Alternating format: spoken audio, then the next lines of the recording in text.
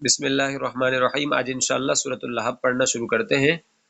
سورۃ اللہب سے پہلے مختصراً یہ بتائیں گے آپ کو کہ سورہ لہب کیوں نازل ہوئی۔ کہتے ہیں جب حضور صلی اللہ علیہ وسلم نے لما دعا قومہ، آپ علیہ الصلوۃ والسلام نے قوم کو بلایا، وقال، اور اپنی قوم سے کہا، انی نذیر لکم بین یدی عذاب شدید، کہ لوگوں میں تمہیں آنے والے سخت عذاب سے ڈرانے والا ہوں۔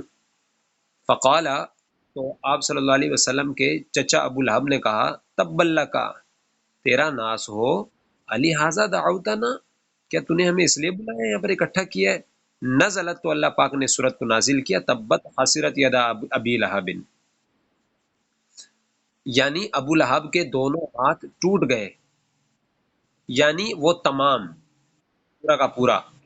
اب سوال ایک تھا کہ میں نے آپ کو سوال یہ بتایا تھا کہ تو خسرت، تو اب سوال یہ میں نے آپ کو بتایا تھا کہ جب ہاتھ بندہ جب ہلاک ہوتا ہے تو پورا ہوتا ہے، تو ہاتھوں کا کیوں تذکرہ کیا ہے، ہاتھوں کا تذکرہ کیوں کیا ہے؟ تو سوال یہاں پر یہ ہے، صرف ہاتھوں کا کیوں کہا کہ ہاتھ ہلاک ہو گئے؟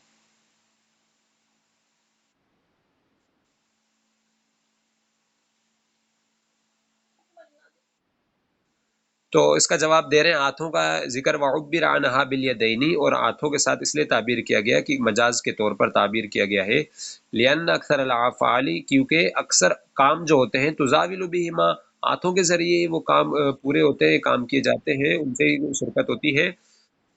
تو ہاتھوں سے چونکہ زیادہ کام ہوتے ہیں، اس لیے بندہ عام طور پہ زیادہ کام ہاتھوں سے کرتا ہے، اس لیے ہاتھوں کا ذکر کر دیا۔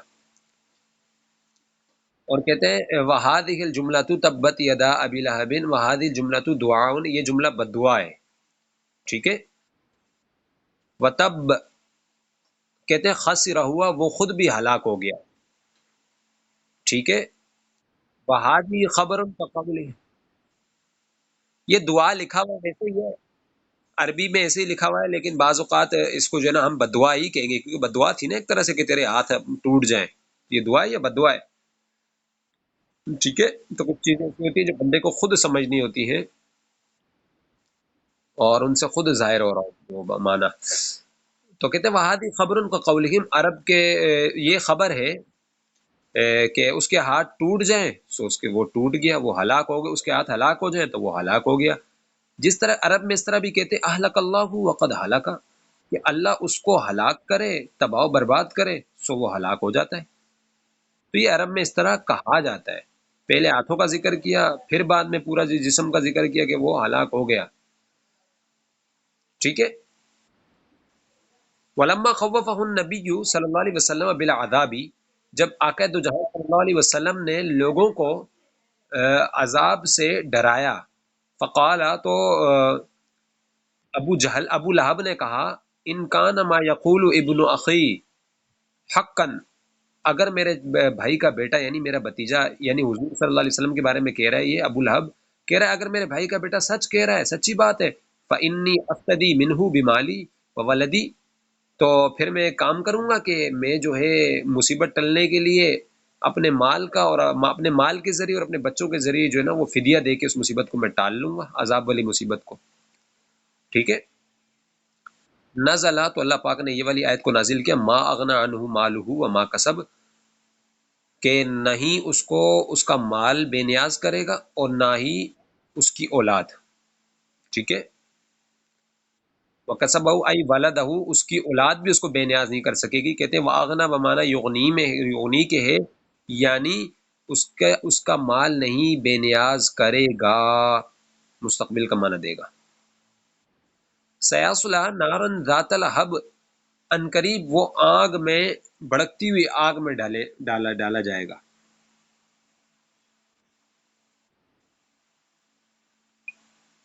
ٹھیک ہے۔ ان قریب بھڑکنے والی آگ میں جائے گا وہ ابو لہب، ٹھیک ہے۔ تلہ بن و توقع دن کا کیا مطلب ہے، آگے جو آ رہا ہے، یعنی وہ آگ شعلہ زن ہوگی اور سلگنے والی ہوگی۔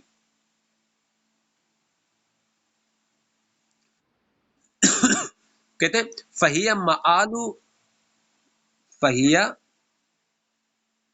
معالو،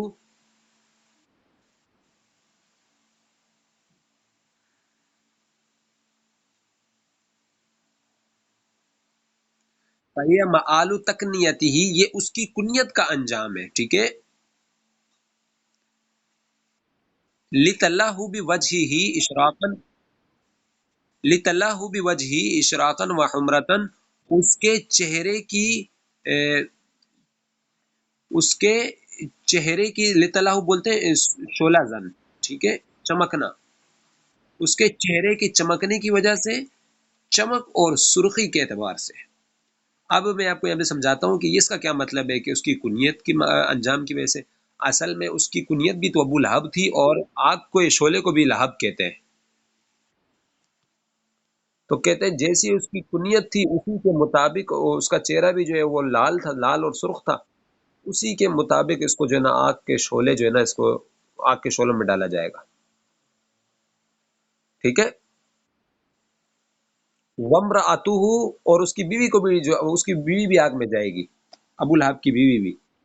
عطف علی ضمیر یصلا صبغ الفصل بالمفعول وصفته وہی ام جمیل.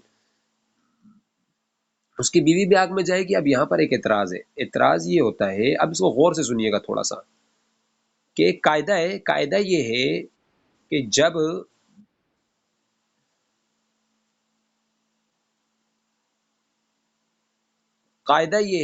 جب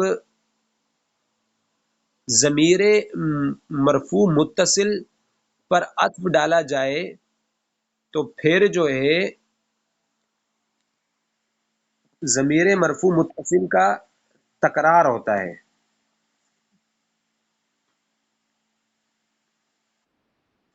قاعدہ دوبارہ سمجھیں. سوال کیا ہے، قاعدہ کیا ہے؟ ضمیر مرفوع متصل پر عطف کرنے کے لیے کیا کیا جاتا ہے؟ ضمیر مرفوع منفصل کے ذریعے تاکید لانا ضروری ہوتی ہے.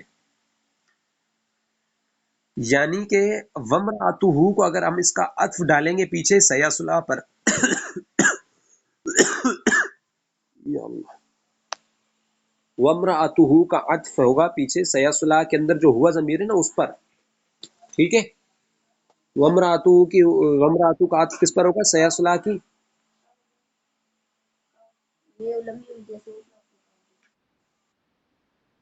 سیصلہ کی ہوا ضمیر پر عطف. اگر سیصلہ کی ہوا ضمیر پر عطف ڈالے تو پھر قاعدہ یہ بنتا ہے کہ جب ضمیر مرفوع متصل پر عطف ڈالا جائے تو پھر جو ہے وہ ضمیر مرفوع منفصل کے ذریعے تاکید بھی لانا ضروری ہوتی ہے. یعنی کہ یوں ہونی چاہیے عبارت، سیصلہ ہوا نارن، ہوا کو الگ سے بھی لکھنا چاہیے. یعنی کہ یہاں پر تو ہوا نہیں نکالا ہوا، الگ سے تاکید نہیں ہے، تو اس لیے عطف بھی نہیں ڈال سکتے. تو آپ نے کہا یہاں پر عطف ہو رہا ہے. سوال سمجھے؟ تو جواب دیتے ہیں، کہتے ہیں بھائی یہاں پر دو باتوں میں سے ایک بات ضروری ہے. عطف یہاں پر اس لیے ضروری نہیں ہے کیونکہ یہاں پر فاصلہ ہے. جہاں پر فاصلہ آ جائے اس وقت جو ہے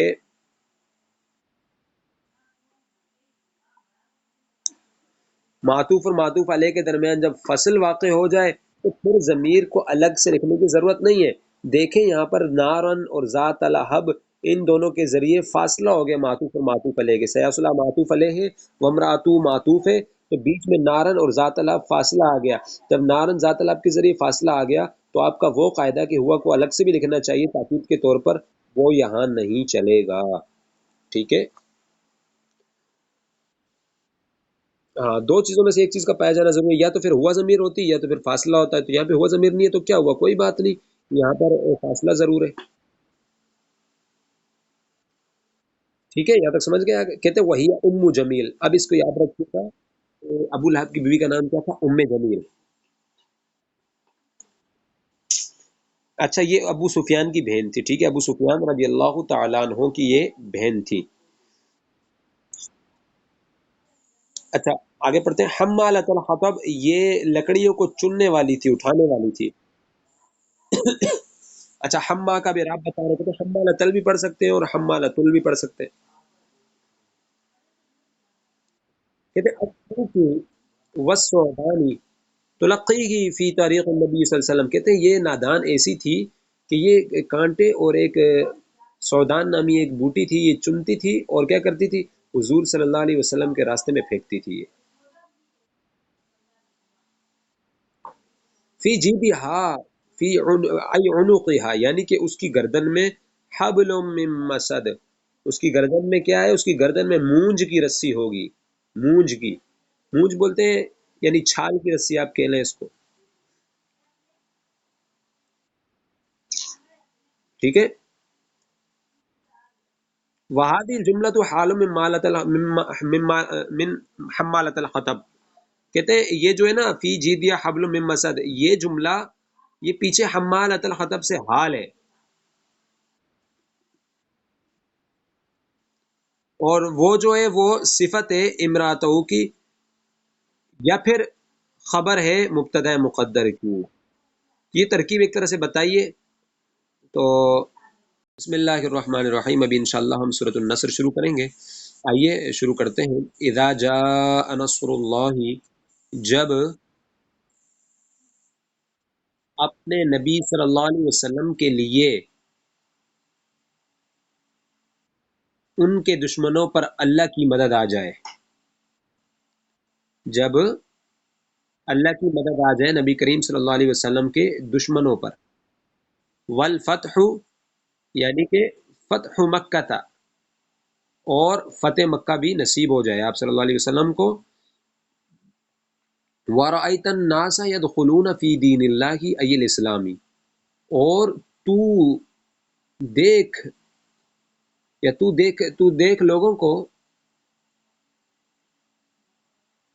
یدخلون فی دین اللہ کی، وہ اللہ کے اسلام میں داخل ہو رہے ہیں، ٹھیک ہے۔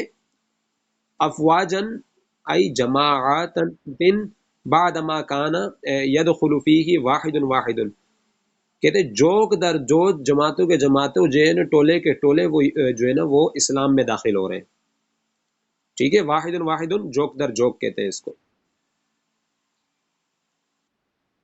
ایک ایک کر کے داخل ہو رہے ہیں اسلام میں۔ وذالک، یہ کب واقعہ پیش ہے بھائی، اسلام میں کب لوگ داخل ہوئے؟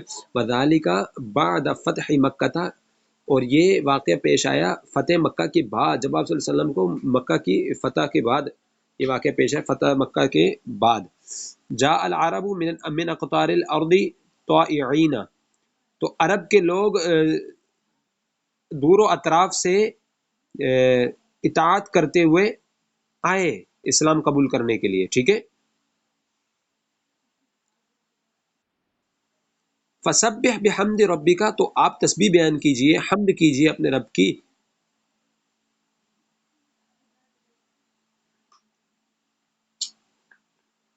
ٹھیک ہے۔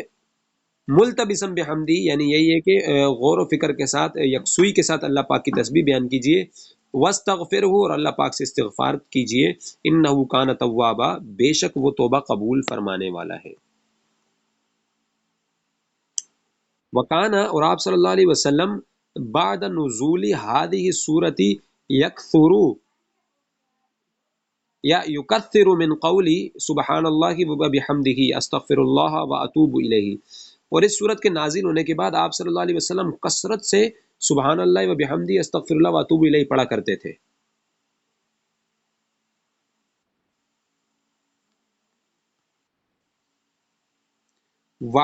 وعلم بها انہ قد اقترب اجلہ، اور آپ صلی اللہ علیہ وسلم سمجھ گئے تھے کہ اب ان کے زندگی کے دن بڑے مختصر ہیں، ٹھیک ہے۔ قد اقترب اجلہ، یعنی آپ صلی اللہ علیہ وسلم کی جو ظاہری وفات ہے وہ قریب ہے۔ وکانا فتح مکہ فی رمضان سنۃ 8، اور فتح مکہ جو ہے وہ رمضان میں ہوا تھا اور سن 8 ہجری میں ہوا ہے۔ وتوفی صلی اللہ علیہ وسلم فی ربیع الاول سنۃ 10، اور آپ صلی اللہ علیہ وسلم کی وفات ربیع الاول میں ہوئی، 10 ہجری میں،